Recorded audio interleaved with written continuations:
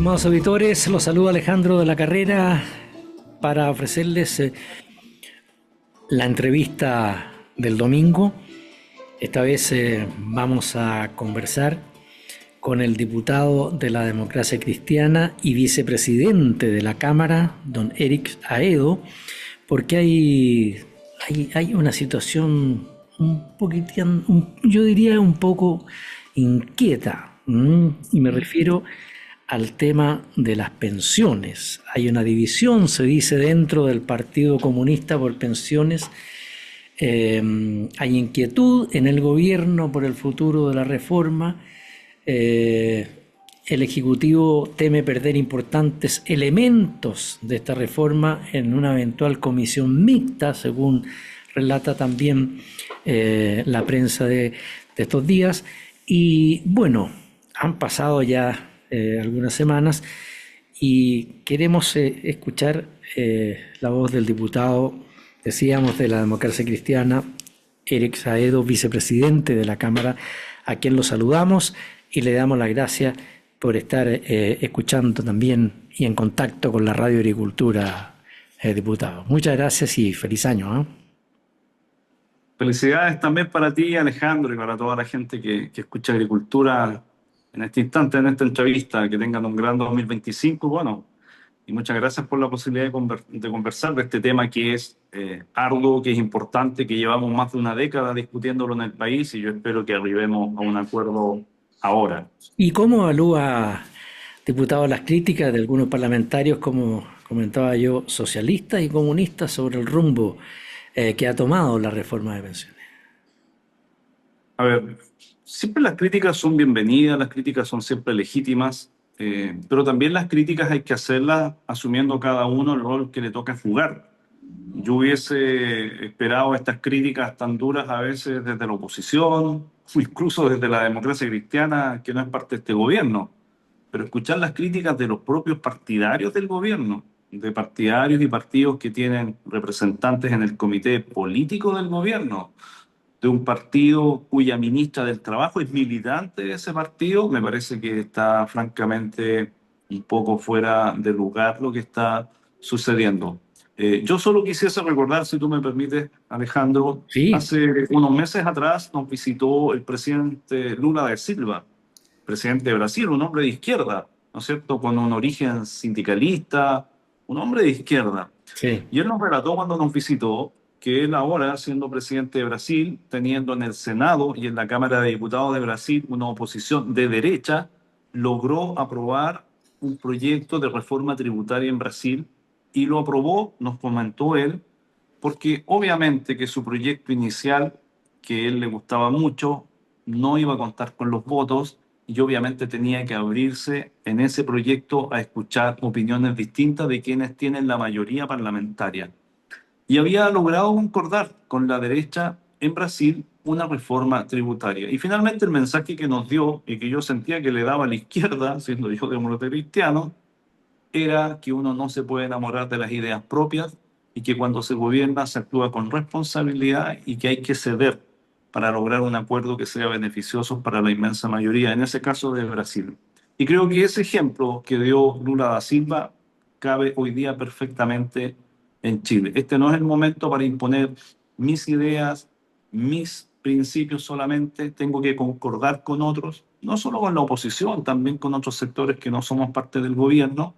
Y en ese sentido espero que se actúe con responsabilidad y no se le dé una bofetada a la espalda a todos los chilenos, trabajadores, trabajadoras, gente que hoy día se está jubilando, gente que se va a jubilar en los próximos meses, años, pero también al mundo joven. Llevamos 12 años discutiendo esta reforma previsional, y el momento es ahora, en enero, de lograr un acuerdo. Si no se logra ahora, yo difícilmente veo que podamos avanzar, y esto se va a transformar en un problema social y además político para quienes vuelvan a gobernar a partir de marzo del año 2026. Diputado, ¿y no será que la propuesta actual, no será que no está reflejando el espíritu de no más AFP que el oficialismo defendió durante su campaña? Bueno, pero el oficialismo ganó una elección presidencial frente, ¿no es cierto?, a José Antonio Kast, pero el oficialismo ha ido perdiendo las elecciones siguientes o ha ido retrocediendo el punto de vista de las elecciones, porque la sociedad chilena también ha ido mutando en sus intereses. Para este gobierno y para el oficialismo el tema de la seguridad no era, por ejemplo, un tema central. Y hoy para la sociedad chilena el tema de la seguridad, del combate al crimen organizado es un tema central. Este gobierno no tenía incorporado en su hoja de ruta el tema del crecimiento y desarrollo económico, de la manera que hoy día lo está demandando la sociedad. Entonces, cuando uno quiere aprobar un proyecto de reforma de pensiones, no lo puede hacer solo pensando en sus ideas, porque sus ideas son ideas que han ido mutando también en la sociedad chilena. Es más, yo esto lo quiero decir con toda claridad. Nosotros suscribimos un acuerdo con el expresidente Piñera, estoy hablando de la democracia cristiana, que ese Sí. 6% adicional, 3 se fue a solidaridad y un 3% a capitalización individual. ¿Eso quién lo rechazó? Digámoslo con todas sus letras, lo rechazó el mundo de la izquierda que hoy gobierna el país, el PC y el Frente Amplio. Nosotros intentamos ese acuerdo con el gobierno del presidente Boric, de hecho lo suscribimos por escrito.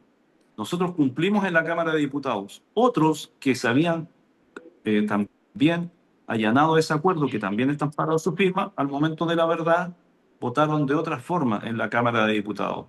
La democracia cristiana en esto ha actuado con total responsabilidad. A veces a nosotros nos dicen que somos amarillentos, que hablamos oblicuo, que no hablamos claro. En esto hemos sido claros, transparentes, diáfanos.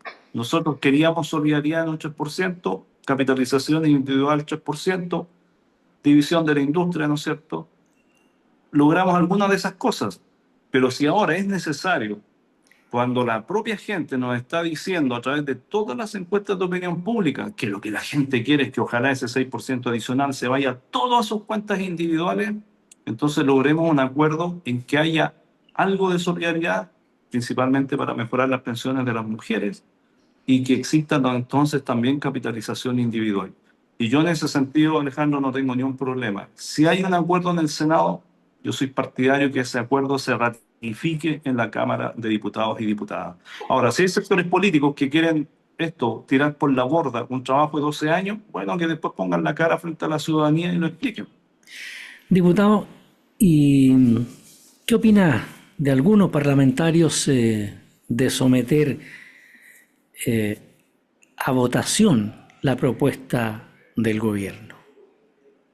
Es que esta propuesta va a ser votada en el Senado y luego va a ser sometida a votación en la Cámara de Diputados. Es decir, para aprobarla se requiere votar esta propuesta tanto en el Senado después como en la Cámara de Diputados. Pero Ya, si a mí me van a decir, voy a entender o tratar de entender a lo mejor lo que me estás preguntando más de fondo, que en una cuestión previa, como que habría que plebiscitar esto, por ahí va a la mí cosa. no estoy de acuerdo con eso. O sea, uno llegó aquí para gobernar y para tomar decisiones. Y las decisiones difíciles se toman. Y para eso estamos los políticos, para tomar decisiones a veces difíciles, complejas, a veces en que no todo el mundo te va a aplaudir, pero para eso es un político, para eso es una política. O sea, si en realidad vamos a estar endosándole nuestra responsabilidad a terceros, entonces ¿qué sentido tienen los parlamentarios? No, en esto seamos serios. Acá hay 12 años de discusión, cada uno ha planteado sus principios para llegar a un acuerdo, cada uno ha debido bajar ciertas banderas y yo soy partidario que si estamos cerca de un acuerdo, honremos ese acuerdo, lo logremos y tal vez se va a producir una paradoja. Tal vez el gobierno del presidente Boric, tal vez la ministra del Trabajo, militante del PC, tal vez el ministro de Hacienda, militante del Partido Socialista, tengan apoyo en la derecha, en la democracia cristiana y en sectores independientes y alguna parte de su propio oficialismo les dé la espalda.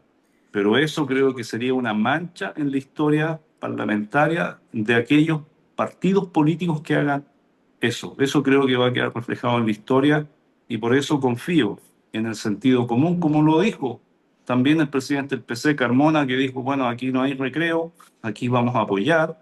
Lo mismo ha dicho la presidenta del PS, Paulina Bodanovich, y yo entiendo el debate previo, pero al momento de la verdad hay que votar y aprobar esta reforma.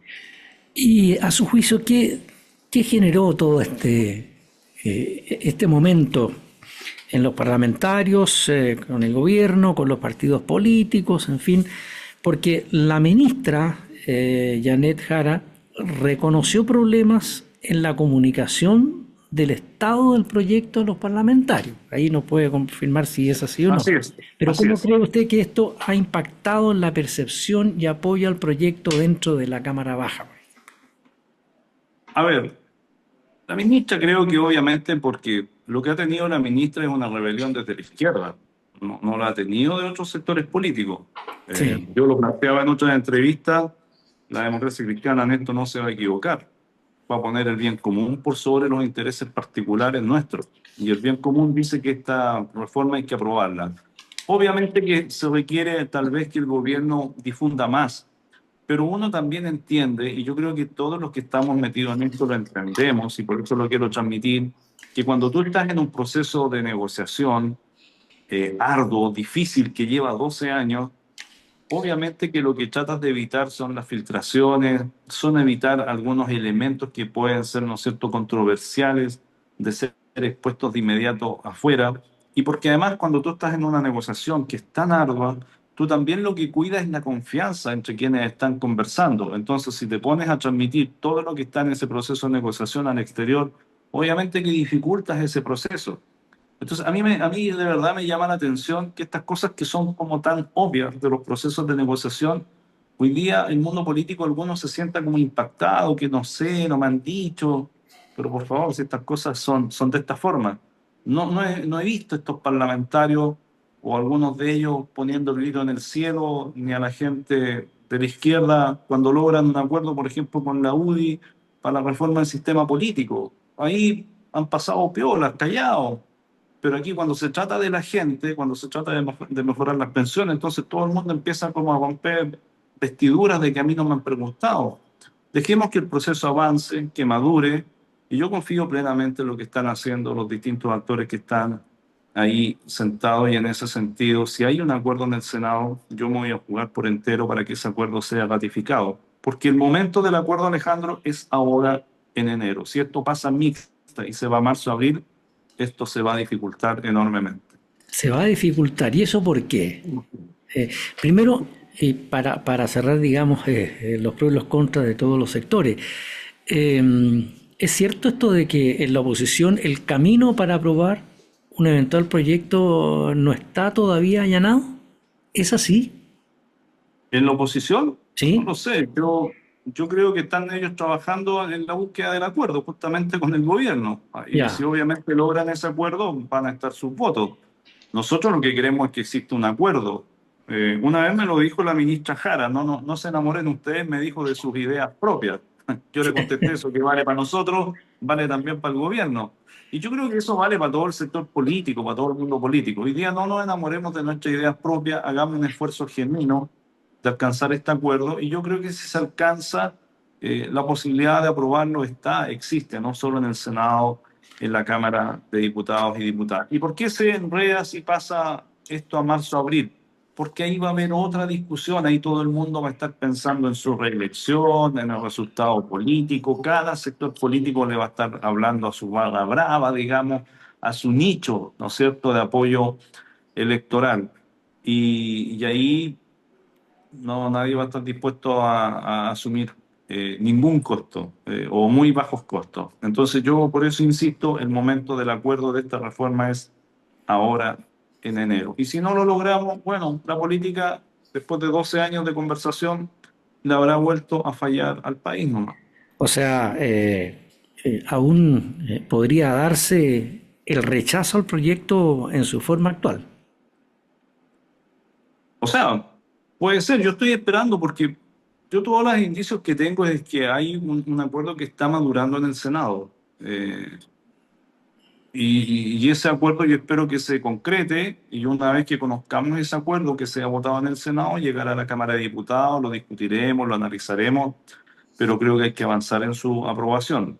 Ahora, insisto, si llega a ser rechazado, otro fracaso de la política enfrascada en salvar sus ideas personales propias de cada partido en vez de pensar en el bien común. Y esto que parece baladí no es baladí. O sea, mira, si hace 12 años atrás si hubiese subido en 1 o 2 puntos, ¿no es cierto?, las cotizaciones, hoy día las pensiones serían distintas, serían más altas para la gente.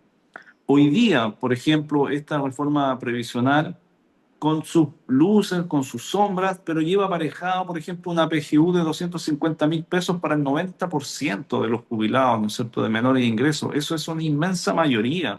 Entonces, ¿cómo vas a explicarle eso a la gente que simplemente por enamorarte de tu idea, de porque tu idea no está plasmada como tú querías en ese proyecto, vas a rechazar todo este proyecto, no vas a dejar que los jubilados tengan una PGU de 250.000 pesos, hasta el 90%, ¿no es cierto?, de menores ingresos, no vas a permitir que las mujeres mejoren su pensión? O sea, no, yo creo que no es el momento del egoísmo, es el momento de poner al país y saltar también más al futuro. Estamos tan enfrascados mirando para atrás, porque yo escucho esta consigna, no más AFP. Bueno, este proyecto mete otros actores a la administración de los fondos previsionales, eso está ya aprobado y hay que ratificarlo, pero no más AFP. Y la gente al mismo tiempo, estoy hablando de los ciudadanos, te dicen, sí, pero mi 6% no me lo toque nadie porque ese es mío. ¿Ah? Y los mismos parlamentarios fueron o aprobaron una ley, porque no la aprobé yo, ¿no es cierto?, de los retiros de los 10% de la AFP y descubrieron y le hicieron patente a la gente que en ese sistema de pensiones el dinero sí estaba, pues. No eran vouchers, no eran puros papeles vacíos. Entonces, la propia política ha ayudado a veces a reafirmar este sistema de capitalización individual y de eso también hay que hacerse cargo. Diputado, vamos a hacer una muy breve pausa para continuar después con la información que usted nos está dando y la opinión suya al respecto, que vamos a continuar en breve. Espérennos.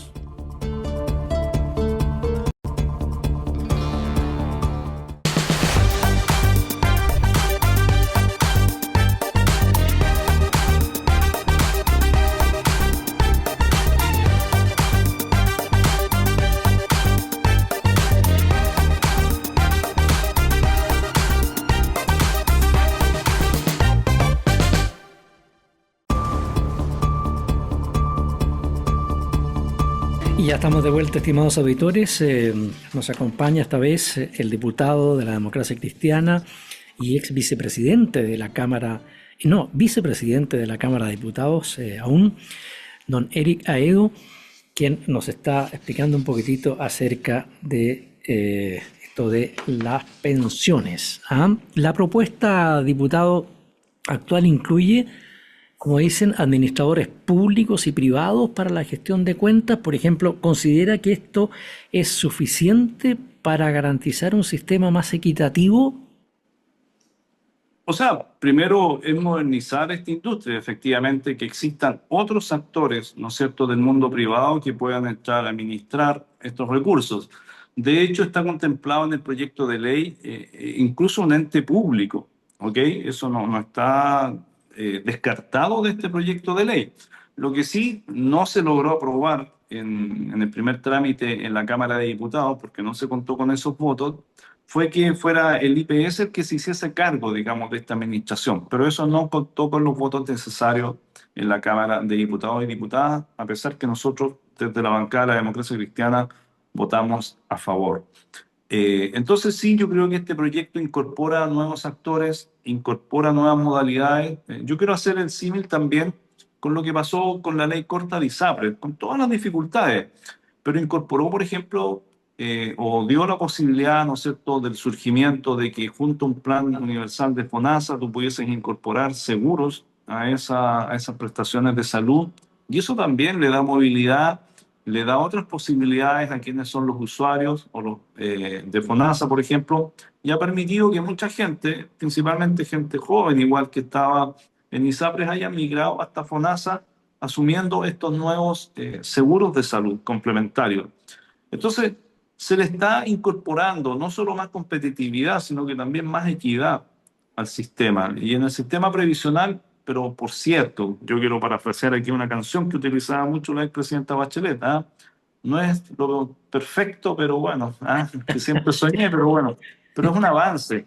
Entonces, yo lo digo porque obviamente este proyecto de reforma previsional no es la perfección que cada sector quiera, porque si yo le pido a alguien de la izquierda, del PC, por ejemplo, del Frente Amplio, cuál es su perfección respecto de un sistema de administrador de fondos de pensiones, seguramente me va a dar una imagen que es muy distinta que si se la pido a alguien de la UDI o de republicanos o al PPD o a la propia democracia cristiana. Entonces, en esa diversidad de visiones es donde tenemos que concordar una mayoría política para aprobar una propuesta que nos haga sentido a la mayor parte de los chilenos y chilenas. Yo creo que lo que le hace más sentido a la gente, primero es que su dinero esté, que exista, que lo administren bien, que no lo pierda, que no le cobren excesivamente y que mejore su pensión, y que si su pensión no es suficiente con los impuestos que paga, efectivamente al final de su vida laboral tenga un aporte del Estado de 250.000 pesos o $250 a esta altura,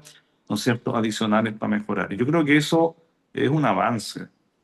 Ahora, diputado, algo ya ha dicho usted al comienzo, ¿ah? Pero ¿hay beneficios concretos para los pensionados actuales si se aprueba el proyecto en forma como se está intentando conseguir? Bueno, por eso es importante, Alejandro, y que bueno que me lo consultas, porque por eso es importante la solidaridad, porque cuando uno habla de solidaridad, yo una vez lo dije incluso en la Comisión de Hacienda y causó cierto resquemor, pero cuando uno plantea el tema de la solidaridad, Alejandro, la solidaridad es un principio fundamental en el cristianismo Sí. y por tanto en el catolicismo, ¿no es cierto?, que es parte del cristianismo. Entonces, cuando uno habla de solidaridad, yo no estoy hablando desde el marxismo-leninismo, ni desde el frente amplismo, ni desde el marxismo, no, estoy hablando desde un principio elemental en lo que yo creo que es el cristianismo. Desde ahí estoy hablando. Y ese elemento de solidaridad es un elemento, sea el 3% como lo proponíamos nosotros, que no fue, sea el 0,5, sea el 1%, el 1,5%, esa solidaridad genera un efecto importante en las pensiones de quienes hoy día se están pensionando o ya están pensionados, principalmente mujeres. Y yo eso lo quiero recalcar. Entonces, si yo vivo en una sociedad que es laica, la sociedad chilena, en donde el 65 al menos por ciento de la población se declara cristiana de alguna forma, cuando yo incorporo un principio como el de la solidaridad, que es fundante del cristianismo, no estoy hablando de una cosa ajena a nuestra cultura. Y yo creo que esa reflexión también la tenemos que hacer los políticos que nos decimos ser cristianos. Aquí no todo el mundo es cristiano, hay agnósticos, hay ateos, por la gracia de Dios, dicen algunos, pero quienes profesamos el cristianismo y que estamos repartidos en las diferentes fuerzas políticas. Aquí hay cristianos en el PC, en el PS, en el PPD, en la UDI, en la DC, en los republicanos, en los socialcristianos, que tienen el nombre además, ¿no es cierto?, los socialcristianos, que tenemos el nombre, ¿no es cierto?, de cristianos y abrazamos esa creencia. Obviamente que la solidaridad es un principio fundamental, así que esa solidaridad es la que ayuda justamente a mejorar las pensiones de los actuales pensionados y, te insisto, principalmente de las mujeres. Por eso yo espero que hagamos un esfuerzo adicional por los parlamentarios que nos decimos profesar la fe cristiana y le agreguemos un grado mayor de solidaridad a este proyecto. ¿Mm? De eso se trata esto. Ahora, en caso de no lograr los votos necesarios para avanzar con la reforma, ¿qué alternativas considera que el gobierno debería explorar para cumplir con el compromiso de mejorar las pensiones? O sea, lo primero, te voy a dar los caminos, pero lo primero, reconocer que este sería un fracaso de la política, un fracaso monumental de la política, tanto en gobiernos de centroizquierda como en gobiernos de derecha, como en un gobierno hoy día, un gobierno que se autodenomina de izquierda. Y eso hay que decirlo así de claro. Esto sería un fracaso monumental de la política frente al país, ni más ni menos. Es decir, yo después de esto no me extrañaría que la gente diga, como ya dijo en Argentina, que se vayan todos, que se vayan todos. ¿Para qué sirven? Si no nos resuelven los problemas acuciantes, que es donde nos aprieta el zapato como ciudadanos.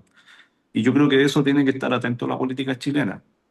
Ya, Así como tiene que estar atento que hoy día tiene 1 millón de funcionarios públicos, que la gente lo que percibe afuera es que, bueno, ¿cuál es el aporte que hacen? Estoy repitiendo lo que yo escucho a diario en las personas. ¿Ah? Me atienden mal, toman desayuno, cierran la puerta, se ponen a bailar. Ahí están los videos, ¿no es cierto?, en algunos centros de salud. Entonces yo creo que esa bronca está creciendo en la gente y eso hay que hacerse cargo. Y es una bronca contra la política. Por tanto, creo que sería un fracaso y yo lo que estoy invitando es que no nos compremos ese fracaso. Ahora, ¿cuáles son las alternativas que quedan? Y sí, en esto también te lo digo con mucha responsabilidad, porque aquí también la derecha tiene que ponerse seria en un minuto.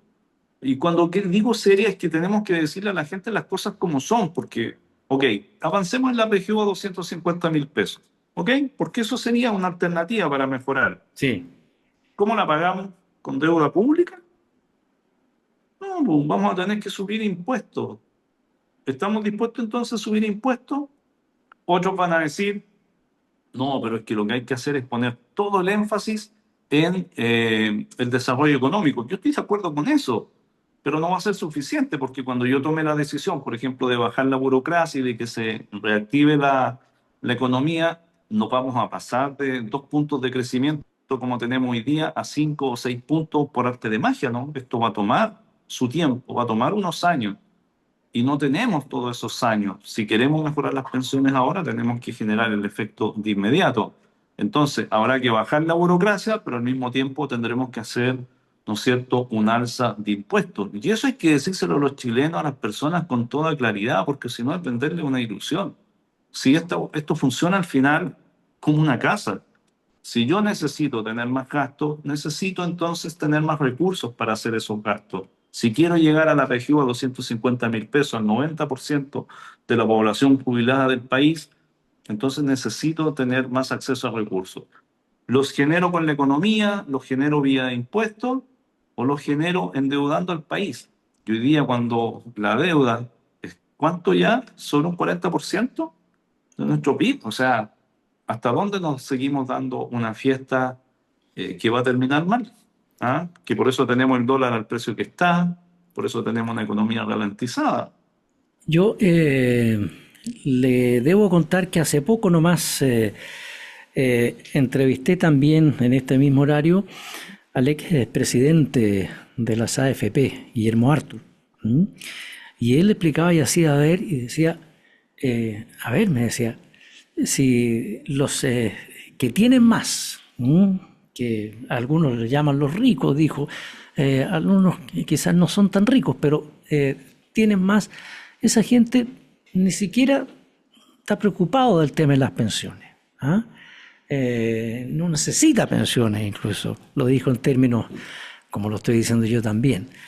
Por lo tanto, hay que apoyar a los que más necesitan, decía, que es lo que ¿Mm? usted también está diciendo, diputado.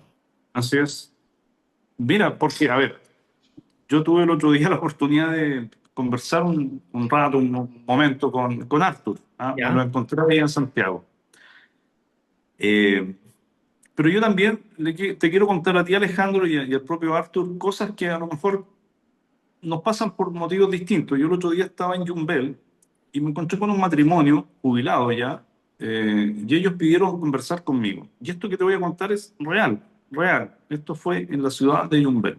¿Ah? Yo fui a pagar mi manda, corresponde con San Sebastián, y este señor me explicaba que él logró educar a sus 3 hijos, una hija y 2 hijos, son todos profesionales y los ayudan económicamente, él está jubilado, estaban almorzando, y me decía que su pensión de la AFP eran 15.000 pesos, 15.000. Obviamente que yo deduje rápidamente que no había cotizado nada o muy poco. Bueno, y me explicó que efectivamente él había trabajado en un fondo en Río Claro, y que obviamente le había dicho a su patrón durante muchos años que no le pagase las cotizaciones, sino que se las pagase a él, ¿ok?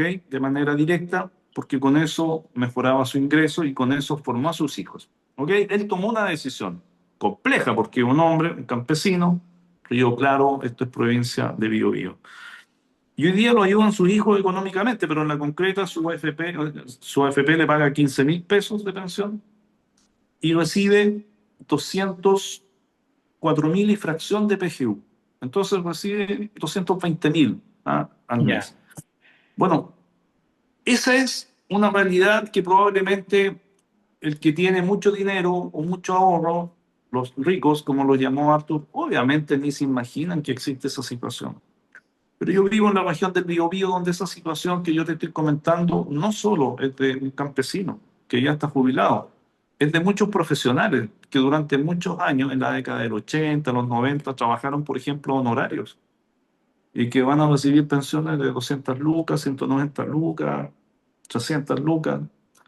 Entonces, de esa realidad hay que hacerse cargo. ¿Te Bueno, fijas? era lo que planteaba Arthur.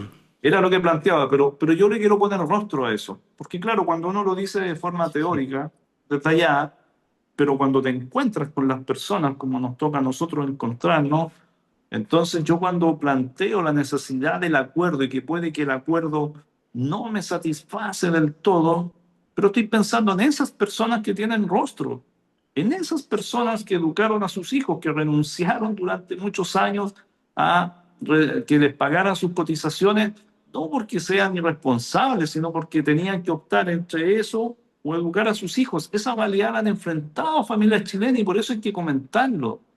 Y a esas familias, a esas personas que hicieron ese sacrificio, que sacaron adelante a sus familias, yo siento que la política no les puede fallar. Y yo siento que cuando nos quedamos enfrascados en estas discusiones ideológicas, si tu proyecto es mío, que no me gusta, que no se lleve las palmas Boric, que no se las lleve Piñera, finalmente le damos la espalda a esas personas de carne, de hueso, con rostros concretos. Yo por lo menos, y tú Alejandro, hemos conversado antes, Sí. yo estudié para cura, fui jesuita, dejé la compañía porque sentía una vocación política. Y yo por lo menos a eso quiero ser fiel. No soy ni un santurrón, nada, no, no, no, no. Soy una persona común y corriente, pero por lo menos quiero ser fiel a mis convicciones. Y mi convicción es que voy a anteponer a mi interés partidario, a mi interés personal, este bien común, porque ese bien común significa estos rostros concretos de los que yo te estoy hablando, con los que me toco a diario, en Concepción, en Coronel, en San Pedro, en Talcahuano, incluso en lugares que no son mi distrito, como Yumbero, como Los Ángeles, que es otra, son otros distritos, o en Santiago, te fijas, entonces yo eso es lo que siento, siento esa responsabilidad de hacer las cosas bien. Y si algo aprendí de la compañía, es que no basta con hacerlo bien, hay que hacerlo mejor que uno pueda. ¿Mm? Diputado, vamos a hacer una breve pausa. El diputado de la Dale. Democracia Me Cristiana emocioné, sobre Alejandro, pero y vicepresidente de la Cámara de Diputados, Erika Edo, está conversando con nosotros en esta nueva entrevista para ustedes, estimados auditores. Quédense en la sintonía, en breve ya regresamos.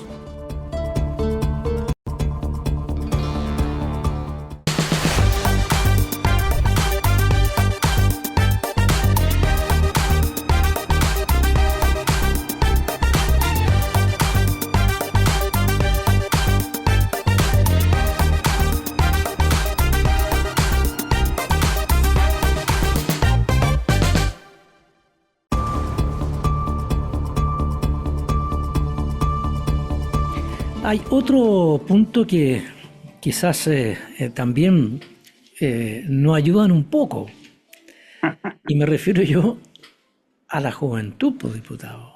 Hay jóvenes que ya salieron del colegio, salieron de las universidades donde estudian, ¿cierto?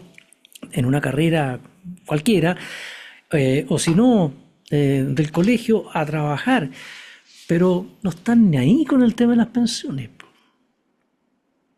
¿Cómo hacen no eso? sé. ¿Cómo A hacerlo ver, para que, porque salvo que ingresen a un ministerio, que ingresen a, no sé, pues, a lugares en que están obligados a, a que en su sueldo vaya algo para la pensión, por ley. sí. Bueno, yo creo que tú relatas algo que todos hemos recorrido, los que ya tenemos más años, ¿no? Eh, Cuando uno es joven, uno no piensa en la salud ni en la alimentación, ¿no? Sí, Uno el futuro lo ve lejano. Y yo, perdona que te dé un ejemplo personal, pero porque yo hago este ejercicio. Yo tengo hoy día 56 años de edad. Entonces, cuando yo me proyecto 20 años al futuro, porque igual presento, hago eso a veces, wow, tengo 76. O sea, el reloj hacia atrás camina rápidamente. Pero cuando uno es veinteañero, 18, 20 años, incluso cuando tiene 30 años, se proyecta 20 años al futuro, tiene 40 años, tiene 50, uno siente que tiene mucha vida por delante. Claro, y además, Entonces, perdón que lo interrumpa, diputado, pero hay gente que hasta los 90 todavía está muy bien. O por lo menos, no, por cierto, pero lo que te quiero decir es que el razonamiento, yo no culpo a un joven que hoy día no se preocupe de su tema futuro de pensiones, porque no es algo que esté en tu universo. Tú sientes que siempre tienes tiempo para remediar ya. esa situación. Eso es lo que creo. ¿Ah? De hecho, había en la literatura española, ¿no es cierto? Ah, nos preocupamos del futuro después, aún hay tiempo. Pero eso no ayuda al Eh, sistema de reparto, po. no, Me pero obvio equivoco. que no. Pero lo que te quiero, no, no lo ayuda, pero lo que te quiero decir es que no quiero condenar o hacer una crítica a los jóvenes, porque eso que hacen lo hicimos nosotros también, otros antes que nosotros. No es que uno cuando sea joven anda tan preocupado del futuro. No, uno a lo más que se preocupa siendo jóvenes, qué es lo que va a estudiar, la formación que va a tener, ¿no es cierto? Por ahí van tus intereses. Entonces, yo creo que obviamente que ahí lo que hay que transmitir también, no solo desde el punto de vista educativo, sino que también desde el punto de vista político, es la necesidad de hacernos cargo nosotros de esta situación. Pero hacernos cargo en todos los elementos, pues Alejandro, Ya. porque nosotros también tenemos que hacernos cargo de que no es solo que la juventud hoy día no se preocupa de su pensión. Hoy día la gente ni siquiera quiere tener hijos. Bueno, eso está Y pasando también. bueno, y esa caída demográfica tiene un efecto importantísimo sobre la economía del país y tiene un efecto importantísimo sobre también un sistema de pensiones, porque este sistema al final también acumula dinero de todos los trabajadores y trabajadoras y en la medida que haya menos trabajadores y trabajadoras, obviamente que va a haber menos dinero, ¿no es cierto?, circulando. Y no solo para pagar pensiones, porque todos sabemos que una parte también de las inversiones que hacen estas administradoras de fondos es, por ejemplo, para financiar proyectos energéticos o educativos o proyectos inmobiliarios. Estoy hablando como hoy día opera el sistema. Sí. Eso hizo que, ¿no es cierto?, las tasas de interés de los créditos hipotecarios en un minuto bajasen tanto. Entonces, esto tiene efectos que son mucho más hondos, ¿ah? Es que solo que los jóvenes no se preocupen. Pero yo creo que se requiere una mejor educación. Yo creo que ahí las administradoras de fondos de pensiones podrían hacer un esfuerzo mayor, no solo estar diciendo todos los días que con mi 6% no me lo toquen, es mío. Podría estar educando en esta línea. Y creo que ahí también el IPS y el propio Ministerio del Trabajo, la Superintendencia, ¿no es cierto?, de Seguridad Social, debiese este tema abordarlo ahora con mucho más fuerza. Ahora, en lo concreto, la ley está para cumplirla y en eso, obviamente, que cualquier joven que obtenga un trabajo, no solo en lo público, en el mundo privado, la ley obliga, ¿no es cierto?, a sus empleadores a hacer las cotizaciones que corresponden y ojalá también exista yo sé que es difícil, pero que exista un mayor grado de conciencia de ahorro, si no en el sistema de pensiones, pero de ahorrar. Yo creo que eso también hay que Sí. inculcarlo en la población, principalmente porque hoy día, y esto lo escuché en la Cámara Chilena de la Construcción, para un profesional joven, no estamos hablando de un joven que salió de cuarto medio, no, profesionales jóvenes, hoy día les toma al menos 11 años, por ejemplo, juntar el pie a una casa. O sea, aquí cualquier departamento, voy a hablar de Concepción, pero también en la región metropolitana, aquí un departamento de un dormitorio, estamos hablando de 35 metros cuadrados, vale 100 millones de pesos. O sea, pensar meter una familia en un departamento de 35 metros cuadrados es prácticamente imposible. Sí. Y 100 millones de pesos, estamos hablando de cuánto, casi 2.800 unidades de fomento, te piden a lo menos el 20%, o sea, 560 UF, 600, estás hablando sobre 20 millones de pie. Entonces, el acceso, por ejemplo, a la vivienda está siendo muy difícil para los sectores profesionales, jóvenes, sectores medios, y eso también es una bomba de tiempo. Entonces, cuando uno plantea el tema del ahorro y el apoyo al ahorro, yo creo que esos son los temas, te fijas, que salen del tema de la AFP simplemente, pero empiezas a darte cuenta que tiene otras, digamos, conexiones que son bien importantes también. Diputado, el diputado Aedo, estimados auditores, vicepresidente de la Cámara, está en esta entrevista con la Radio Agricultura, que también lo están escuchando allá en Concepción. Pues, le voy a dar al Eso, muy tiro bien. a quienes a lo mejor están en otra radio. No, no, no, no. En Concepción, estamos en 88.1. ¿Estoy bien? Sí, estamos en el 88.1. ¿Ah? Diputado, eh, impacto del caso audio, lo quiero llevar a otro tema. Ah, ¿Cómo, ok. cómo ha afectado la percepción ciudadana y política sobre la necesidad de reformar el sistema de nombramientos tras las revelaciones del caso audio? ¿De nombramientos en general o en algo más específico me preguntas, Alejandro, Eh, en el eh, tema de jueces, de jueces? ¿sí? A ver, primero yo creo que el caso audio ha vuelto a dejar de manifiesto que hay chilenos de primera y segunda categoría, que se supone que no, que todos decimos que no hay, pero existen, en la realidad existen. ¿Ah? Existen personas que tienen acceso no solo a información, a influencias, a toma de decisiones que otros están ajenos. Y que a veces tener un buen padrino en este país ayuda más que tener plata, como dicen, ¿ah? Usualmente las personas. Eh, y que ese tráfico de influencias, si no es bien controlado, puede derivar en hechos de corrupción rápido. Creo que eso es lo que ha mostrado el caso Audio. Porque yo puedo ser una persona interesante, inteligente, un buen profesional, que obviamente tengo mi red de contacto, y hasta ahí todo bien, porque lo has ido construyendo. Pero cuando eso se pone al servicio solo de algunas personas para obtener determinados beneficios, por ejemplo, como el nombramiento, en el caso de jueces, o de ministros de corte, en este caso sea de apelaciones o la Suprema, entonces entra un nivel de corrupción que creo que comienza a dañar severamente a la sociedad chilena. Así que en ese caso yo espero que no solo se arribe bien a la verdad, que haya sanciones que sean ejemplificadoras y ejemplares en estos casos, pero también abrió, como bien dices tú, Alejandro, la discusión de, bueno, ¿cómo se nombran a los jueces? En realidad están los y las mejores, los que son más idóneos desde el punto de vista no solo profesional, sino que también ético, o en realidad esto es tráfico de influencias a toda costa y se repiten los mismos nombres y los mismos apellidos en los jueces y en las notarías. Aquí quiero abrir otro tema, o sea, uno de repente ve y dice, ¿cómo hay tanta familia que tiene tanta vocación por esto? Ah, no solo en lo político, sino que en el poder judicial, en las notarías, una y otra vez los mismos apellidos, los mismos nombres. ¿Y está de acuerdo con la creación de un consejo de nombramientos de jueces y la eliminación de la superintendencia de la Corte Suprema? Yo estoy de acuerdo con que exista un consejo. Creo que no estoy de acuerdo con que se quiera eliminar la opinión del Senado. Mira lo que estoy diciendo, Sí. porque yo creo que la opinión política es importante. Siempre es bueno que tú tengas un contrapeso, un equilibrio.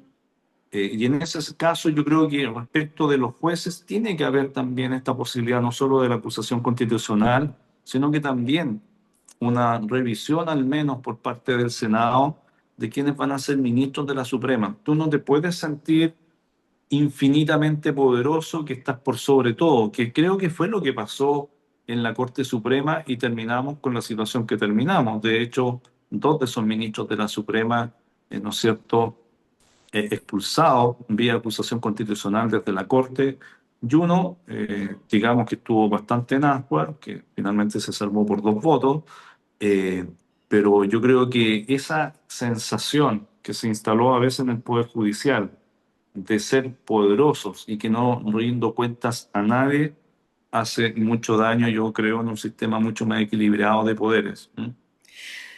Y en otro plano, diputado, y es que no es que, y ahora me estoy yendo contra el Congreso, No, dele nomás, hay póngale. algunos que, quisieran recuperar la confianza de la ciudadanía en el nuevo ciclo legislativo, porque Ya. hay un grupo importante de la ciudadanía que considera esenciales recuperar la confianza Ujú. ciudadana en general y también dentro de los congresistas. Sí, mira, voy a contestar, Alejandro, Ujú. con hechos bien concretos. Primero, quienes estamos en el Parlamento y los políticos en general tenemos una tremenda tarea, pero también hay una tarea de la ciudadanía. Y esto no es endosar una responsabilidad, No, esto es poner un hecho. Acá en la región del Biobío, en la ciudad de Coronel, la gente religió a un alcalde que está formalizado por delitos de corrupción. sí, Es un hecho público. Entonces, yo creo que también la ciudadanía, a través del voto obligatorio, también tiene un deber. También es la gente la que decide si quiere elegir autoridades corruptas cuando están siendo investigadas. También la ciudadanía tiene el derecho a decidir, pero de manera consciente, si lo que quiere son, por ejemplo, parlamentarios que se disfracen, que anden regalando pelotas de fútbol, medallas, tortas para el bingo, es decir, que apuesten al clientelismo, o parlamentarios y parlamentarias que quieran construir proyectos que le hagan bien al país, que estén preocupados en los temas de seguridad, en el desarrollo económico. Eso también es una decisión de la gente. O sea, ese poder del voto es un poder real. Es la gente la que escoge a de unos u otros como parlamentarios o parlamentarias. Quiero establecer eso. Ahora, segundo, responsabilidad nuestra. Hagamos las cosas bien, pues y por eso me parece tan importante como tú iniciaste esta conversación, esta entrevista, el proyecto de pensiones. Hoy es el momento que los parlamentarios y las parlamentarias demostremos qué es lo que nos motiva, qué es lo que nos mueve. Dejar problemas sin resolver o ayudar a resolver un problema renunciando a alguna de mis creencias más queridas, pero en búsqueda de un acuerdo. Eso es también una decisión política en la que cada político hoy día tiene que mostrarse frente a la ciudadanía cómo quiere comportarse. Y respecto de las reformas políticas, yo soy partidario de las reformas políticas. Eh, 5% como umbral o un número de 8 diputados o senadoras, ¿no es cierto?, para poder seguir existiendo. Ojalá que no existan pactos, sino que cada partido se mida por sí mismo, porque por la vía de los pactos igual terminas eligiendo a veces parlamentarios que sacan menos del 1% de los votos. Entonces, yo creo en las reformas políticas, creo que las reformas tienen que ser simples, 3 o 4 ideas, pase el voto obligatorio, y yo esto, Alejandro, lo voy a defender siempre. Creo que el voto obligatorio le ha dado moderación a la política chilena. Creo que quienes pagan las cuentas, quienes se preocupan de que la UEF suba, de que no haya inflación, de quienes pagan sus impuestos, esas gente hoy día son determinantes porque lo que le pasa al país los afecta de manera directa a ellos. Quienes viven de puros subsidios, como pasó en Argentina, les da lo mismo. Pero la noticia buena que yo veo que está pasando en Chile, como ya pasó en Argentina, es que el mundo joven de estos temas es más preocupado. Es decir, la gente no quiere vivir de subsidios. Porque yo pregunté esto en Argentina, ¿por qué los jóvenes, el 70% apoyó a mi ley? Si eran muchos jóvenes que venían de familias que recibían subsidios estatales. ¿Y saben lo que contestaban allá? Porque este estudio lo hicieron allá en la Universidad de Buenos Aires y la Católica de Argentina igual, sí. porque esos jóvenes que venían del mundo popular, cuyas familias recibían los subsidios del kirchnerismo, decían, sí, yo reconozco que mi familia recibe ese subsidio, pero ese subsidio nos obliga siempre a vivir de la misma manera y yo quiero un futuro distinto para mí. Mira qué interesante. Yo creo que eso ya está pasando en Chile también. La gente ya se ha ido cansando de este clientelismo que le ofrecen. Y lo que la gente quiere entonces es una política que le dé perspectiva de futuro. Y esa perspectiva de futuro es desarrollo económico, esa perspectiva de futuro es seguridad, no sentir que te van a matar en cualquier lugar de Chile, sino sentirte seguro. Y también es una sociedad algo más justa, más justa. Y para mí eso es, por ejemplo, vuelvo a lo mismo, es como los fenicios, el proyecto de pensiones. Yo creo que ese proyecto de pensiones, con todas las dificultades que pueda tener, incorpora un mayor grado de justicia. Diputado, eh, ¿y qué cree usted, volviendo al tema de las pensiones? ¿Qué cree usted que antes del receso logran sacar esta ley? todo el esfuerzo para que esto salga durante el mes de enero, antes del receso legislativo. Sí, Hay que hacer todo el esfuerzo. Sí, yo porque si espero no, que no, porque si esto, insisto, pasa para marzo, abril, esa conversación después se va a enredar. Se va a enredar por los aspectos electorales y nuevamente habremos fracasado. Tiene que ser ahora en enero. El momento es ahora enero. bueno, ojalá que eso ocurra, pues diputado, le quiero agradecer este contacto para esta entrevista y además la está haciendo desde la octava región del país, como muy bien lo contaba. Gracias. Nos alegramos mucho. Saludos a todos quienes los están escuchando y viendo en la región octava del país. ¿Ah? Muchas gracias, diputado. ¿Ah? Y feliz. Muchas gracias, Alejandro. Saludos por allá. Buen año igual para ti. Chao, chao. Vale, gracias. Adiós.